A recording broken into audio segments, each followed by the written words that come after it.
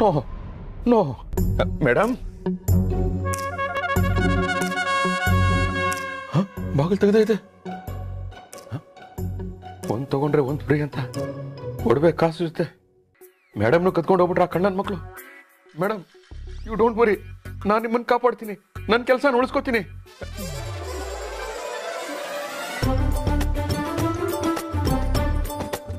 ನೋಡಪ್ಪ ಇವರು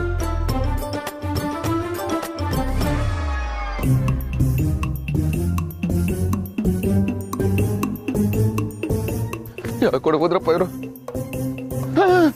ಚಿರತೆ ಅಲ್ಲ ಚಿರತೆ ಅಲ್ವಲ್ಲ ಯಾರೋ ಲೇಡೀಸು ಎಕ್ಸ್ಕ್ಯೂಸ್ ಮೀ ಚಿರತೆ ಮೇಡಮ್ ಅಯ್ಯೋ ನೀವಾ ರೇ ಮೇಡಮ್ ಏನ್ರಿ ನಿಮ್ಮ ಡ್ರೆಸ್ಸು ನಿಮ್ಮ ಡ್ರೆಸ್ನೇನಾದ್ರೂ ಅರಣ್ಯ ಇಲಾಖೆಯವರು ನೋಡಿದ್ರೆ ನಿಮ್ಮನ್ನ ಚಿರತೆ ಅಂತ ಕನ್ಫ್ಯೂಸ್ ಮಾಡ್ಕೊಂಡು ಬೋನಲ್ಲಿ ಕೂರ್ಸ್ಕೊಂಡು ಹೊಟ್ಟೋಗ್ಬಿಡ್ತಾರೆ ಪೀಸ್ ಕೊಟ್ಬಿಟ್ಟು ನಾನು ಎಲ್ಲಿದ್ದೀನಿ ನಾನು ಯಾಕೆ ಇಲ್ಲಿದ್ದೀನಿ ನೀವ್ಯಾಕೆ ಇಲ್ಲಿದ್ದೀರಾ ಓಹ್ ಮೋಸ್ಟ್ಲಿ ನಿದ್ದೆ ಗಂಡಲ್ಲಿ ಬಂದಿರಬೇಕು ಮೇಡಮ್ ನೀವು ನಿದ್ದೆ ಗಂಡಲ್ಲಿ ನಡ್ಕೊಂಡ್ ಬಂದಿದ್ದೀರಾ ಅನ್ಸುತ್ತೆ ನೋಡಿ ಮೇಡಮ್ ನಿಮ್ಮ ಕ್ಷೇಮ ನಮಗೆ ತುಂಬಾ ಮುಖ್ಯ ಇಲ್ಲ ಅಂದ್ರೆ ನಮ್ಮ ಬಾಸು ನನ್ನನ್ನು ಶೂಟ್ ಮಾಡಿ ಬಿಸಾಕ್ಬಿಡ್ತಾರೆ ದಯವಿಟ್ಟು ಮನೆಗೆ ನಡೀರಿ ಮೇಡಮ್ ಓ ನಾನು ನಿದ್ದೆ ಕಣ್ಣಲ್ಲಿ ಎದ್ದು ಬಂದಿರೋದು ಇವ್ರಿಗೆ ಗೊತ್ತಾಗೋಯ್ತಾ ಬಿಟ್ರೆ ಎಲ್ರಿಗೂ ಹೇಳ್ಬಿಡ್ತಾರೆ ಮಾಡ್ತೀನಿ ಓ ಹೌದಾ ಓಕೆ ಸರಿ ಬನ್ನಿ ಹೌದಾ ಬನ್ನಿ ಬನ್ನಿ ಬನ್ನಿ ಮೇಡಮ್ ಅಯ್ಯೋ ಮತ್ತೆಲ್ಲೋದ್ರಪ್ಪ ಇವರು ಈ ಕಡೆನಾ ಈ ಕಡೆ ಅಯ್ಯೋ ರನ್ನಿಂಗ್ ರೇಸಲ್ಲಿ ಓಡಿದಿದ್ರೆ ಪ್ರೈಸ್ ಆದ್ರೂ ಬಂದಿರೋದು ಈ ಅಮ್ಮನಿಂದ ಹೊಡೆದ್ರೆ ಬರೀ ಕ್ಯಾಲರೀಸೇ ಬರ್ನ್ ಆಗುತ್ತೆ ಎಲ್ಲೋದ್ರು ಇವರು ರೀ ಚಿರತೆ ಅಲ್ಲಲ್ಲ ಮೇಡಮ್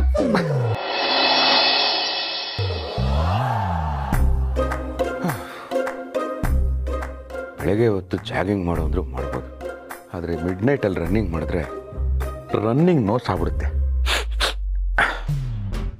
ಆದರೂ ಇವ್ರು ಸಿಕ್ಕದಂಗೆ ಸಿಕ್ಕಿ ಹೊರಟೋದ್ರಲ್ಲ ಎಲ್ಲಿ ಹೋದ್ರು ಬಾಸಿಗೆ ಫೋನ್ ಮಾಡಿ ಹೇಳ ಬೇಡ ಬೇಡ ಫಸ್ಟ್ ಟೈಮ್ ಮದುವೆ ಆಗಿರೋ ಹೆಂಡ್ತಿನ ಸರಿಯಾಗಿ ನೋಡ್ಕೊಳಕ್ಕಾಗಲ್ವೇನೋ ಬದ್ಮಾಶ್ ಅಂತ ನನಗೆ ಬೈದ್ಬಿಟ್ರೆ ಕಾಶಿ ಅವರು ಕಾಲ್ ಮಾಡಿ ನಮ್ಮ ಮನೆಗೆ ಬಂದಿರೋ ಕ್ಯಾಂಡಿಡೇಟು ಕಾಣೆ ಆಗಿದ್ದಾರೆ ಅಂತ ಹೇಳ ಬೇಡ ಆ ಥರದಲ್ಲಿ ಯಾವುದೇ ರೀತಿ ನಿರ್ಧಾರಗಳನ್ನು ತಗೋಬಾರ್ದು ಅಂತ ಭಗವಂತ ಹೇಳಿದ್ದಾನೆ ಈಗ ನಾನು ಏನಪ್ಪ ಮಾಡಲಿ ಶಿವಪ್ರಸಾದ್ ಭಗವಂತ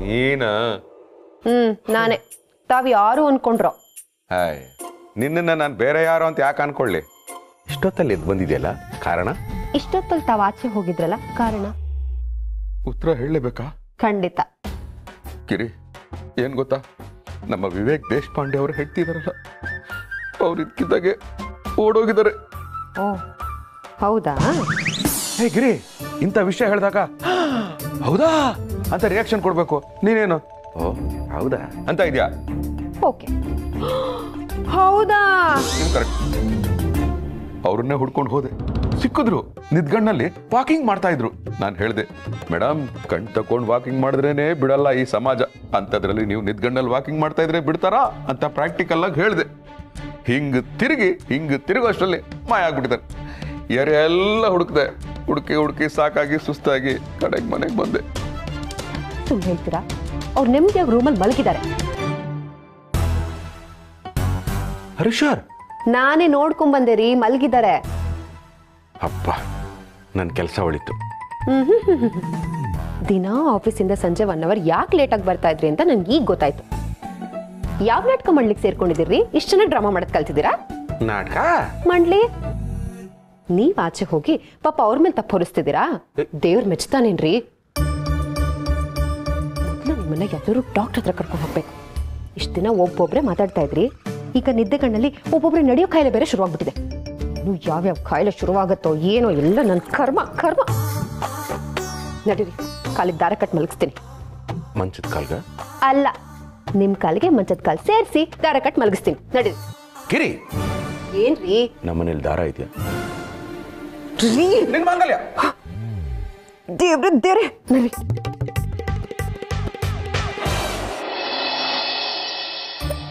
ಅಮ್ಮ ಹುಡುಕಮ್ಮ 5 ನಿಮಿಷ ಬಾಯಿ ಮುಚ್ಕೊಂಡು ಕೂತ್ಕೊಳ ಹುಡುಕ್ತಾ ಇಲ್ವಾ ಇಲ್ಲಿ ಇಲ್ಲೆಲ್ಲೋ ಇಟ್ಕೊಳ್ಳೋದು ಆಮೇಲೆ ಮನೆ ಪೂರ್ತಿ ಹುಡ್ಕೋದು ತಲೆ ಮೇಲೆ ಹಾಕ್ಬಿಡ್ತೀನಿ, ಬಾಯಿ ಮುಚ್ಚೋ. ನೀನೇ ಹೊಡೆದ್ಬಿಟ್ಟು ಬಾಯಿ ಮುಚ್ಚು ಅಂತಿದ್ಯಾ. ಇರು ಅಪ್ಪ ಬರ್ಲಿ, ಅಪ್ಪಂಗೆ ಹೇಳ್ತೀನಿ. ಆಯ್ತು, ಹೇಳ್ಕೊ. ಏಯ್, ಏನೋ ನಿನ್ ಗೋಳು? ರಾತ್ರಿ ನೀನ್ ಕೊಟ್ಟು ಹಾವಳಿಗೆ ನಾನ್ ಕುತ್ಕೊಂಡು ಅಳ್ಬೇಕು. ಜಿಂಗಿ ಚಕ್ಕ ದಿದ್ದಿರುತ್ತೆ ಅಂತೆ. ನೀನ್ ನನಗ್ ಕೊಟ್ಟ ಹಾವಳಿಗೆ ನಾನೇನ್ ಹೇಳಿ? ನಾನು ಹಾವಳಿನ? ಅಯ್ಯೋ ಗಿರಿ, ನಿನ್ನ ತಪ್ಪು ತಿಳ್ಕೊಂಡಿದ್ಯಾ? ತಿಳ್ಕೊಂಡಿದ್ದೆ, ಆದ್ರೆ ನನ್ನ ರಾತ್ರಿ ಗ್ಯಾರಂಟಿ ಆಯ್ತು. ಏನು? ನಿಮ್ಗಿರೋದು ಅದೇ ಕಾಯಿಲೆ. ಹಾ, ಕಾಯಿಲೆನಾ? ಏನದು? ಅಹಿಹಿ ಉಹುಹು ಕಾಯಿಲೆ. ಅಹಿಹೇ ಉಹುಹು. ಈ ಕಾಯಿಲೆ ಚೈನಾದಿಂದ ಬಂದಿರೋದು.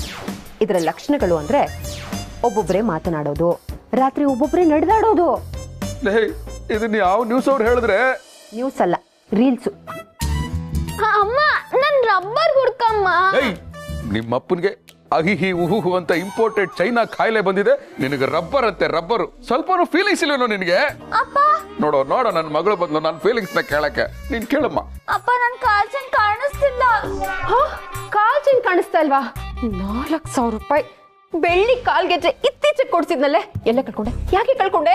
ಹೇ ಗಿರಿ, ಯಾರಾದ್ರೂ ಏನಾದ್ರೂ ಕಳ್ಕೊಂಡ್ರೆ ಹುಡ್ಕೋಣ ಅಂತ ಹೇಳ್ಬೇಕು. ಯಾಕೆ ಕಳ್ಕೊಂಡೆ ಅಂತ ಕೇಳಿದ್ರೆ ಪಾಪ ಅವಳು ಏನ್ ಹೇಳ್ತಾಳೆ? ಆಗಲ್ಲ ರೀ, ಇತ್ತೀಚೆಗೆ ತಾನೆ 30 ರೂಪಾಯಿ ಕೊಟ್ಟು ಎರೇಸರ್ ಬಾಕ್ಸ್ ಕೊಡ್ಸಿದ್ದೆ, ಒಂದು ಕಾಣಿಸ್ತಿಲ್ಲ ಅಂತಾನೆ. ಇನ್ ಇವಳು ಕಾಲ್ಗೆಜ್ಜೆ 2 ಕಾಣಿಸ್ತಿಲ್ಲ ಅಂತಿದ್ದಾಳೆ. ಯಾರು ತಗೊಂಡ್ರಪ್ಪ ದೇವ್ರೇ? ಗಿರಿ, ಸ್ವಲ್ಪ ಮೆತ್ತಗೆ ಮಾತಾಡು. ಈ ಕದ್ದಿರೋ ವಿಚಾರ ನಾವು ಮಾತಾಡ್ತಾ ಇರೋದನ್ನ ಗೆಸ್ಟ್ ಕೇಳಿಸ್ಕೊಂಡ್ರೆ ಪಾಪ ಅವ್ರು ತಪ್ಪು ತಿಳ್ಕೊಳಲ್ವಾ? ಚಚೆ, ನನ್ನ ಮನೇಲಿ ಯಾರೋ ಕದ್ದಿದ್ದಾರೆ ಅಂತ ಹೇಳ್ತಿಲ್ಲ ರೀ. ಇವಳು ಸ್ಕೂಲಲ್ಲೋ ಇವಳು ಕಾಲೇಜಲ್ಲೋ ಕಳ್ಕೊಂಡ್ ಬಂದ್ಬಿಟ್ಟಿದಾರಲ್ಲ ಅಂತ ಹೇಳ್ದೆ. ಹೋಗ್ಲಿ ಬಿಡಿ, ನಾನು ಹೇಗೂ ಹುಡುಕ್ತೀನಿ. ನೀವು ಹೋಗಿ ದರ್ಶಿನಿ ಅವ್ರನ್ನ ತಿಂಡಿ ಕರೆದ್ಬಿಡಿ. ರೀ ರೀ ರೀ, ಇದೆ ಅಹಿಹಿ ಉಹುಹುದು 3ನೇ ಲಕ್ಷಣ. ದರ್ಶಿನಿ ಅವರು ಒಳಗಡೆ ಇದ್ದಾರೆ, ಆಚೆ ಎಲ್ರಿ ಹೋಗ್ತಾ ಇದ್ದೀರಾ?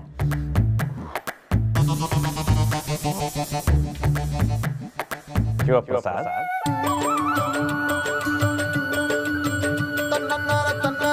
ಭಗವಂತ,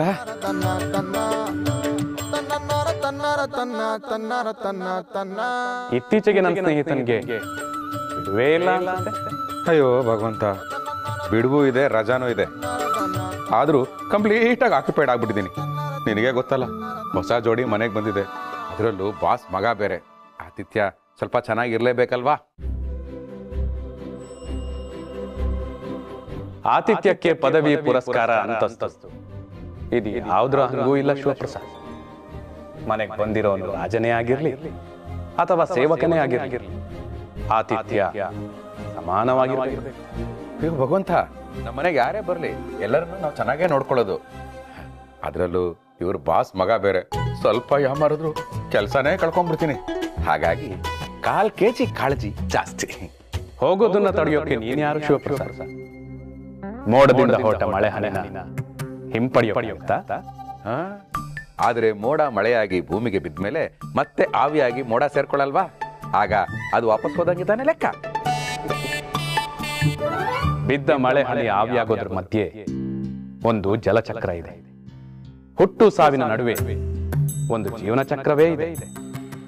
ಆದಿ ಮಧ್ಯ ಅಂತ್ಯದ ನಡುವಿನ ಜೀವನ ನಿಮ್ಮ ಆತ್ಮೋನ್ನತಿಗೆ ಕಾರಣ ಆಗಬೇಕು. ಮತ್ತೆ ಮರಣ, ಮತ್ತೆ ಜನನ, ಪುನರಪಿ ಜನನಂ ಪುನರಪಿ ಮರಣ. ಇದು ಕೂಡ ವಾಪಸ್ ಬಂದಂತೆ ಲೆಕ್ಕ. ಆದ್ರೆ ಈಗ ನಿನಗೆ ಆತ್ಮೋನ್ನತಿಯ ಸಮಯ. ಆತ್ಮೋನ್ನತಿಯ ಸಮಯನ? ಹಾಗಂದ್ರೇನು ಭಗವಂತ? ಸಮಸ್ಯೆಗಳು ಎದುರಾದಾಗ ಪಾಠಗಳು ತಾನಾಗಿ ಸಿಗ್ತಾ ಹೋಗುತ್ತೆ. ಕೆಲವೊಂದ್ಸಲ ಸಮಸ್ಯೆಗಳು ತಾನಾಗೇ ಬರುತ್ತೆ, ಮತ್ತೆ ಕೆಲವೊಂದ್ಸಲ ನೀನೇ ಸಮಸ್ಯೆಗಳನ್ನ ಹುಡ್ಕೊಂಡು ಹೋಗ್ತೀಯ. ಆದ್ರೆ ಕಲಿಯೋ ಪಾಠ ಒಂದೇ. ಪಾಠನ? ಅಮ್ಮ, ಇದೇನಾ ಅಹಿ ಉಹು ಅಂದ್ರೆ? ಹೌದು ಪ್ರಣಿ, ಇದೆ. ಅಮ್ಮ, ರಬ್ಬರು. ಅಯ್ಯೋ ದೇವ್ರೆ ದೇವ್ರೆ, ನೀವು ಕಳ್ಕೊಂಡಿದ್ದೀರಾ, ಕಳೆದೋಗಿದ್ದಾರೆ. ನಾನು ಎಲ್ಲಪ್ಪ ಹೋಗ್ಲಿ? ಹುಡ್ಕಕ್ ಹೋಗು. ಸ್ಕಂದ, ಇಲ್ಲಿಂದ ಎಲ್ಲಿಗೂ ಹೋಗ್ತಾ ಇದೆಯಲ್ಲ ಭಗವಂತ? Actually it's quite confusing. ಭಗವಂತ, ಸಮಸ್ಯೆನಾ ನಾನೇ ಹುಡ್ಕೊಂಡು ಹೋಗ್ತೀನ? ಚಾನ್ಸೇ ಇಲ್ಲ, ನೋ ವೇ. ಕಾಮಗಾರಿ ಪ್ರಗತಿಯಲ್ಲಿದೆ ಅಂತ ಬೋರ್ಡ್ ನೋಡಿದ್ರೆ ಸಾಕು, ಸುತ್ತಮುತ್ತ 1 ಕಿಲೋಮೀಟರ್ ರೇಡಿಯಸ್ ಅಲ್ಲಿ ನಾನು ತಲೆ ಕೂಡ ಹಾಕಿ ಮಲಗಲ್ಲ. ATM ಅಲ್ಲಿ ಕಾರ್ಡ್ ಹಾಕ್ಬೇಕಾದ್ರೆ ನನ್ನ ಹಿಂದೆ ಒಬ್ಬ ವ್ಯಕ್ತಿ ನಿಂತಿದ್ರು ಸಾಕು, ಬೇಕು ಅಂತಾನೆ ತಪ್ಪು ಪಿನ್ ಹೊಡಿತೀನಿ. ಬೆಳಿಗ್ಗೆ ಮನೆಯಿಂದ ಹೊರಗಡೆ ಕಾಲಿಡಬೇಕಾದ್ರೆ ಇವತ್ತಿನ ಹವಾಮಾನ ವರದಿ ಹೇಗಿದೆ ಅಂತ ಚೆಕ್ ಮಾಡಿನೇ ಮನೆ ಹೊರಗಡೆ ನಾನು ಕಾಲಿಡೋದು. ಮುಂದೆ ಟ್ರಾಫಿಕ್ ಅವರು ಹಿಡಿತಾ ಇದ್ದಾರೆ ಅಂತ ಯಾರಾದ್ರೂ ಸಣ್ಣ ಸಿಗ್ನಲ್ ಕೊಟ್ಟರು ಸಾಕು, ಸಿಗ್ನಲ್ ದಾಟೋವರೆಗೂ ಗಾಡಿಯಿಂದ ಕೆಳಗಿಳಿದು ಗಾಡಿನ ತೊಳ್ಕೊಂಡೇ ಹೋಗ್ತೀನಿ. ಅಂಥ ನಾನು ಸಮಸ್ಯೆನ ಹುಡುಕೊಂಡು ಹೋಗ್ತೀನ. Very very unrelated and unwanted statement by you ಭಗವಂತ. Anyways madam, hi, hair band. Wow, my favourite colour pink colour. ನಾನು ಇದು ಇಟ್ಕೊಂಡ್ಬಿಡ್ತೀನಿ. ಏ ವಿಜಿಲ್ಲು. ವಾವ್, ಬೇಡ ಬೇಡ, ಇವಾಗ ಬೇಡ. ಬ್ರಷು. ಆಹಾ, ನಮ್ ಬಾಸು ತಮಾಷೆಗೂ ಚೀ ಕಳ್ಳಿ ಅಂದಿರ್ತಾರೋ ಇಲ್ವೋ, ಆದ್ರೆ ಮೇಡಮ್ ರಿಯಲ್ ಲೈಫ್ ಅಲ್ಲಿ ಚೀ ಕಳ್ಳಿ ಆಗ್ಬಿಟ್ಟಿದಾರಲ್ಲ. ಸ್ಕೆಚ್ ಪೆನ್ನು, ಗೊಂಬೆ, ರುಬಿಕ್ಸ್ ಕ್ಯೂಬ್ ಎಲ್ಲ ಕದೀತಾ ಇರೋದು ನೋಡಿದ್ರೆ ನಮ್ಮ ಪ್ರಾಣಿ ಗೆಜ್ಜೆ ಸ್ಕಂದನ್ ರಬ್ಬರು ಇವರೇ ಕದ್ದಿರ್ಬೇಕು, ಗ್ಯಾರಂಟಿ. ಮೇಡಮ್, ಏನ್ ಮಾಡ್ತಾ ಇದ್ದೀರಾ? ಅದು ಧೂಳಾಗಿತ್ತು, ಒರೆಸ್ತಾ ಇದ್ದೆ. ಸುಳ್ಳು ಹೇಳ್ಬೇಡಿ ಮೇಡಮ್, ಕೋಟ್ಯಾಂತರ ರೂಪಾಯಿ ಆಸ್ತಿ ಒಡತಿ ನೀವು, ದೊಡ್ಡ ಕಂಪನಿ ಓನರ್ನೇ ಮದುವೆ ಆಗಿರೋರು ನೀವು. ಅಂಥದ್ರಲ್ಲಿ ನೀವು ಹೇರ್ ಬ್ಯಾಂಡು, ಪೆನ್ಸಿಲ್ ಬ್ರಷು, ಮಕ್ಕಳಾಡೋ ಆಟ ಸಾಮಾನೆಲ್ಲ ಎತ್ಕೋತಾ ಇದ್ದೀರಾ. ಕೆಲವರು ಹೊಟ್ಟೆ ಪಾಡಿಗೋಸ್ಕರ ಕದೀತಾರೆ, ಇನ್ನು ಕೆಲವ್ರಿಗೆ ಕದಿಯೋದೇ ಚಟ ಅಂತ ಓದಿದ್ದೀನಿ. ಹಾಗೆ ನಿಮ್ಗೇನಾದರೂ ಕದಿಯೋ ಕಾಯಿಲೆ ಇದೆಯಾ? ಅಯ್ಯೋ, ಇಷ್ಟು ವರ್ಷದಿಂದ ನನಗಿರೋ ಈ ಪ್ರಾಬ್ಲಮ್ನ ಯಾವತ್ತೂ ಯಾರಿಗೂ ಗೊತ್ತಾಗಕ್ಕೆ ಬಿಟ್ಟಿರಲಿಲ್ಲ. ಇವತ್ತು ಇವನಿಗೆ ಗೊತ್ತಾಗೋಯ್ತಲ್ಲ. ಅಯ್ಯೋ, ಏನು ಮಾಡೋದು? ನಿಮ್ಮನ್ನೇ ಮೇಡಮ್ ಕೇಳ್ತಾ ಇರೋದು. ನಿನ್ನೆ ರಾತ್ರಿ ನೋಡಿದ್ರೆ ನಿದ್ಗಣ್ಣಲ್ಲಿ ವಾಕಿಂಗ್ ಮಾಡ್ತಾ ಇದ್ರಿ, ಇವತ್ತು ನೋಡಿದ್ರೆ ಸ್ಮಾಲ್ ಐಟಮ್ಸ್ನು ಬಿಡಿದ್ರೆ ಕಳ್ತನ ಮಾಡ್ತಾ ಇದ್ದೀರಾ. ಪಾಪ ನಮ್ಮ ವಿವೇಕ್ ಸರು ನಿಮ್ಮನ್ನ ಎಷ್ಟೊಂದು ನಂಬಿ ಮದುವೆ ಆಗಿದ್ದಾರೆ. ಈ ವಿಚಾರ ಎಲ್ಲ ಅವ್ರಿಗೆ ಗೊತ್ತಾ? ಒರೇ ಕುಕ್ಕ, ಮೊದಲನು ನಿನ್ನೊದಲನು. ಓದಲ್ಲ. ಅಯ್ಯೋ ಮೇಡಮ್, ಸ್ಕೂಲು ಕಾಲೇಜು ಎಲ್ಲ ಮುಗಿಸ್ಬಿಟ್ಟೆ ತಾನೆ ಕೆಲ್ಸಕ್ಕೆ ಸೇರ್ಕೊಂಡಿರೋದು. ನೀವು ಒಳ್ಳೆ వచ్చే దుర్గాష్టమి రోజు నిన్ను చంపకపోతే. ಮೇಡಮ್, ಎಲ್ಲ ಆಂಗಲಿಂದನೂ ನೀವು ನಾಗುವಲ್ಲಿ ತರ ಕಾಣಿಸ್ತಾ ಇದ್ದೀರಾ, ಆದ್ರೆ ಯಾವ ಆಂಗಲಿಂದನೂ ನಾನು ವಿಜಯ ರಾಜೇಂದ್ರ ಬಹದ್ದೂರ್ ಅಲ್ಲ. ನೀವು ಈ ತರ ಎಲ್ಲ ಸಡನ್ ಆಗಿ ಚೇಂಜ್ ಆಗಿ ಮಾತಾಡ್ಬಿಟ್ರೆ ನಂಗೆ ಸಿಕ್ಕಾಪಟ್ಟೆ ಭಯ ಆಗುತ್ತೆ. ನಂಗೆ ದಯವಿಟ್ಟು ಎದುರಿಸ್ಬೇಡಿ. ನನ್ ಸೀಕ್ರೆಟ್ ಎಲ್ಲ ಗೊತ್ತಾಗ್ಬಿಡ್ತಾ?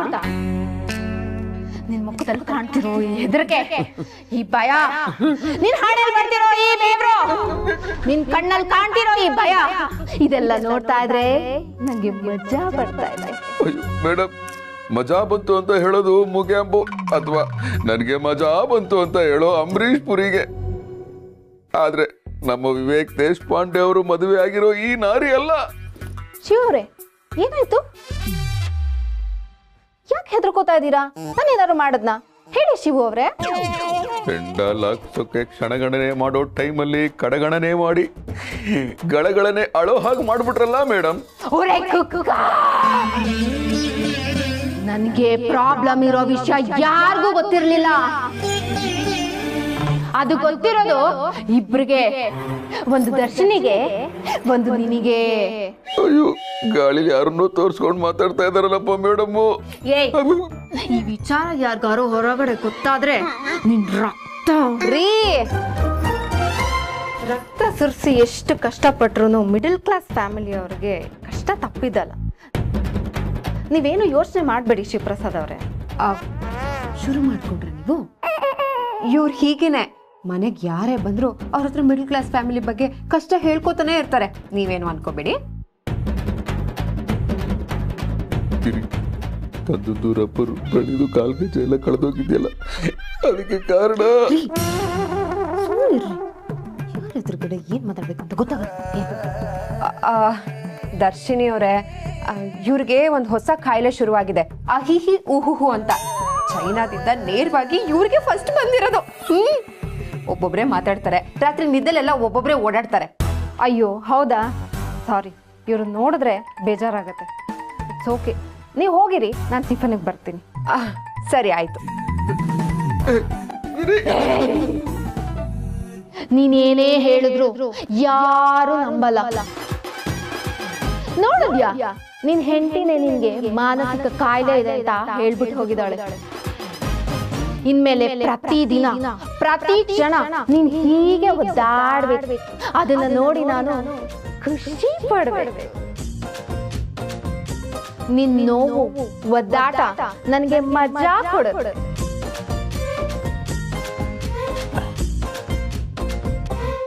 ಅಯ್ಯೋ ಭಗವಂತ, ಸಮಸ್ಯೆನ ನಾನೇ ಹುಡ್ಕೊಂಡು ಹೋಗ್ತೀನಿ ಅಂತ ಹೇಳಿದೆ.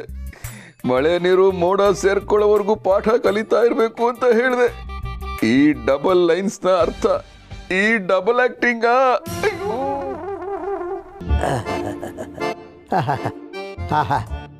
ದರ್ಶಿನಿ, ನಿನ್ನ ಕೈನಲ್ಲಿ ಅದೇನು ಜಾದು ಇದೆಯಮ್ಮ. ನೀನು ಆ ನೋವಿನ ಎಣ್ಣೆ ಹಾಕಿ ನನ್ನ ಕಾಲು ತಿಕ್ತಾ ಇದ್ರೆ ನನ್ನ ಕಾಲಿನ ನೋವೆಲ್ಲ 100 ಕಿಲೋಮೀಟ್ರಲ್ಲಿ ಓಡೋಗ್ಬಿಡ್ತಲ್ಲಮ್ಮ. ಅಯ್ಯೋಯ್ಯೋ, ಅದ್ಭುತ ಅದ್ಭುತ. ಹಾಗೆಲ್ಲ ಹೇಳ್ಬೇಡಿ, ದೊಡ್ಡವ್ರು ಹೇಳಿದಾರಲ್ವಾ, ಹೊಗಳಿ ಹೊಗಳಿ ಎನ್ನ ಹೊನ್ನ ಶೂಲ ಕೇರಿಸಬೇಡಯ್ಯ ಅಂತ. ಅಯ್ಯೋ, ಎಂತ ಮಾತಪ್ಪ. ಕಾಲು ಹಿಡ್ಕೊಂಡಿರೋ ಕೈಗೆ ಬೇಡಿ ಹಾಕಿದ್ರೆ ಶೂಲಾನೇ ಫಿಕ್ಸು.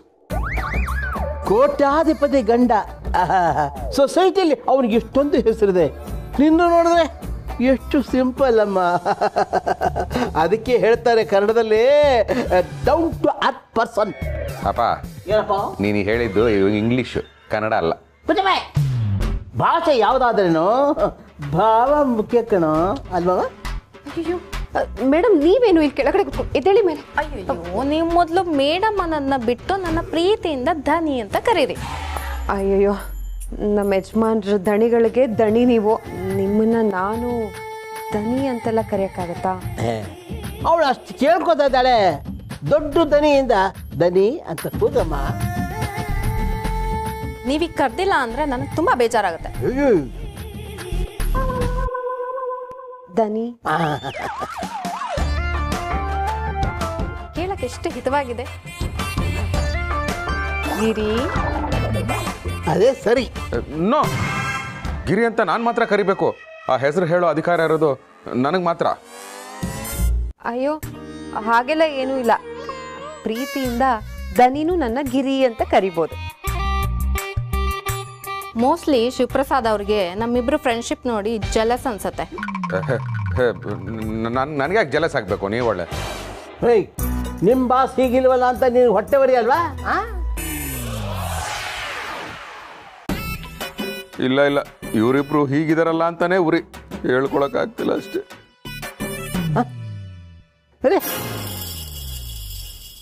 ನನ್ನ ಹನುಮಾನ್ ಚಾಲಿಸ್ ಪುಸ್ತಕ ಎಲ್ಲೋಯ್ತು?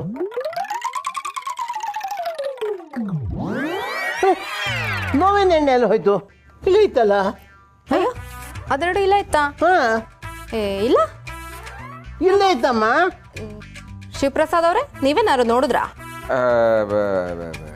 ಅಪ್ಪ, ನಿನ್ನ ಕೈಲಿದ್ದ ಪುಸ್ತಕಕ್ಕೆ ಕಾಲು ಬಂತು, ಎದ್ದೋಯ್ತು. ಇನ್ನೇನಪ್ಪ, ನಿನ್ಗೆ ಇತ್ತೀಚೆಗೆ ಮರೋ ಜಾಸ್ತಿ. ಅಲ್ಲಿ ಪುಸ್ತಕನೂ ಇರಲಿಲ್ಲ, ಎಣ್ಣೆನೂ ಇರಲಿಲ್ಲ. ನಿನ್ನ ಬಾಗಿರಿ ಸಾರಿಗೆ ಪಲ್ಯ ಹಚ್ಕೊಡ್ತೀನಿ.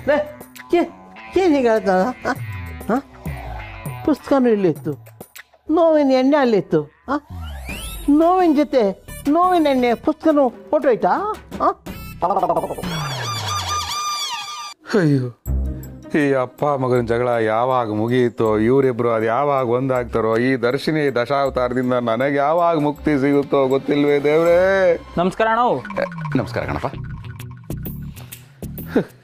ಈ ಜೋಗಿ ಪ್ರೇಮ್ಸ್ ಅವ್ರಿಗೆ ಹೇಳಿ ಅಮ್ಮ ಸೆಂಟಿಮೆಂಟ್ ಪಿಕ್ಚರ್ ತೆಗ್ದಿದ್ದು ಸಾಕು, ಆದಷ್ಟು ಬೇಗ ಅಪ್ಪ ಸೆಂಟಿಮೆಂಟ್ ಪಿಕ್ಚರ್ ತೆಗಿರಿ ಅಂತ ಹೇಳಬೇಕು. ಆಗ್ಲಾದ್ರೂ ಆ ಪಿಕ್ಚರ್ ನೋಡಿ ಇವರಿಬ್ರು ಅಪ್ಪ ಮಗ ಒಂದಾಗ್ತಾರೋ ಏನೋ ನೋಡಬೇಕು. ನಮಸ್ಕಾರ ಅಣ್ಣ. ನಮಸ್ಕಾರ ಕಣಪ್ಪ. ಇಲ್ಲಪ್ಪ, ಮ್ಯಾನೇಜರ್ಗೆ ಫೋನ್ ಮಾಡಿ ಆಗಲ್ಲ, ಆಗೋದೇ ಇಲ್ಲ ಅಂತ ಹೇಳ್ಬಿಡ್ತೀನಿ. ಅರೆ, ಅವರೇ ಕಾಲ್ ಮಾಡ್ತಾ ಇದ್ದಾರೆ. ಹಲೋ, ನಮಸ್ಕಾರ ಸರ್, ನಿಮಗೆ 100 ವರ್ಷ ಆಯಸ್ಸು ಸರ್. ಏನಯ್ಯ, ನನ್ನ ಹೆಂಡತಿ ಮಕ್ಕಳು ಮೊಮ್ಮಕ್ಕಳು ಎಲ್ಲ ಹೋದ್ಮೇಲೆ ಪಿಶಾಚಿ ಥರ ಒಬ್ಬನೇ ಬದುಕಲಿ ಅಂತ ಶಾಪ್ ಆಗ್ತಿದ್ಯಾ? 100 ವರ್ಷ ಆಯಸ್ಸಾಗಲಿ ಅಂದ್ರೆ ಎಲ್ಲರೂ ಖುಷಿ ಪಡ್ತಾರೆ. ನೀವೇನು ಸರ್ ಹಿಂಗಂತೀರಾ? ಏನಯ್ಯ ಮಾತಾಡ್ತಿದ್ಯಾ? ಯಾವನಾದ್ರೂ 100 ವರ್ಷ ಬದುಕ್ತಾನ?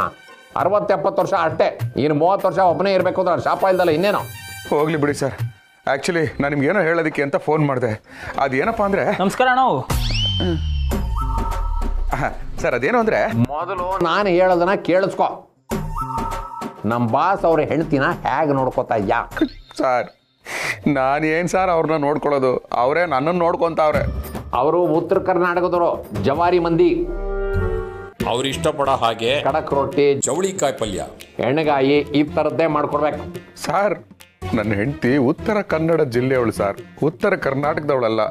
ಅವಳು ಬೆಂಗಳೂರು ಫುಡ್ ಕಲಿಯೋಕ್ಕೇನೆ ಸುಮಾರು ವರ್ಷ ಅಡುಗೆ ಮನೆಯಲ್ಲೇ ಇದ್ಲು ಸರ್. ಅಂಥದ್ರಲ್ಲಿ ನಾರ್ತ್ ಕರ್ನಾಟಕ ಜೋಳದ ರೊಟ್ಟಿ ತಟ್ಟು ಅಂದರೆ ಎಲ್ಲಿ ಅಂತ ತಟ್ತಾಳೆ ಸರ್. ಕಷ್ಟ ಸರ್, ಕಷ್ಟ. ಅಲ್ಲಿರೋದು ಬಾಸು, ಅವ್ರಿಗೇನು ಬೇಕೋ ಬೇಡ ಎಲ್ಲ ನೋಡ್ಕೋಬೇಕೇನೋ. ನಿನಗಾಗಲಿಲ್ಲ ಅಂದರೆ ಉತ್ತರ ಕರ್ನಾಟಕ ಖಾನಾವಳಿ ಇರುತ್ತೆ, ಅಲ್ಲಿಂದ ತಂದ್ಕೊಡ.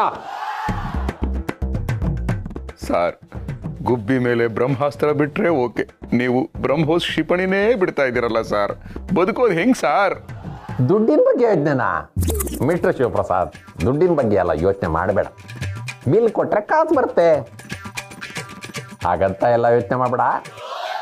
ಯಾಕಂದ್ರೆ ಇದು ನಿಮ್ಮ ಬಾಸ್ಗೆ ಮಾಡ್ತಾರೋ ಸೇವೆ.